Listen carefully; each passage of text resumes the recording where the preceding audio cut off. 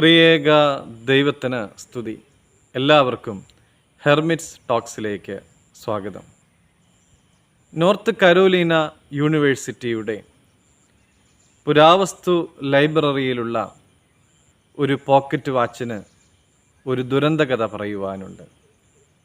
ആ വാച്ചിൻ്റെ സൂചികൾ സൂചിപ്പിക്കുന്ന സമയം 8:19:56.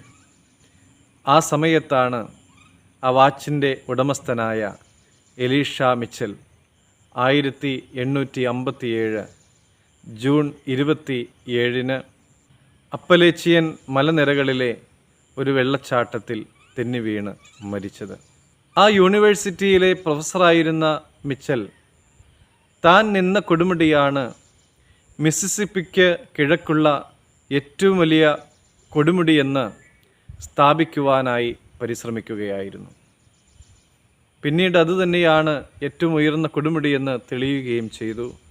ആ കൊടുമുടിക്ക് മിച്ചലിൻ്റെ പേര് തന്നെ നൽകുകയും ചെയ്തു. ജീവിതത്തിൻ്റെ ക്ഷണികതയും എത്ര ചുരുക്കമാണ് നമ്മുടെ സമയമെന്നതും മിച്ചലിൻ്റെ കഥ നമ്മെ ഓർമ്മപ്പെടുത്തുന്നുണ്ട്. ഒലിവ് മലയിൽ നിന്നുകൊണ്ട് യേശുതമ്പുരാൻ തൻ്റെ മടങ്ങി വരവിനെക്കുറിച്ച് പറയുന്നത് എന്താണ്?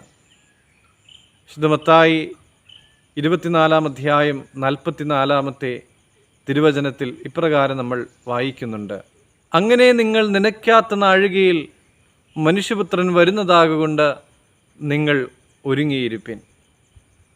നമ്മളായിരിക്കുന്ന ഈ സ്ഥലത്ത് നിന്ന് എപ്പോഴാണ് നാം മടങ്ങിപ്പോകേണ്ടത് എന്ന് നമുക്കാർക്കും തന്നെ അറിയില്ല. നമ്മുടെ ജീവിത ഘടികാരം ഇങ്ങനെ ചലിച്ചുകൊണ്ടിരിക്കുകയാണ്. പക്ഷേ എത്ര നാൾ, എപ്പോൾ വേണമെങ്കിലും അതിൻ്റെ സൂചികൾ നിലച്ചു പോയേക്കാം.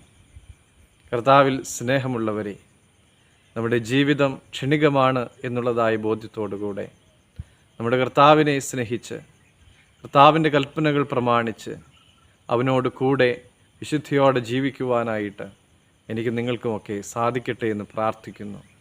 ദൈവം അനുഗ്രഹിക്കട്ടെ.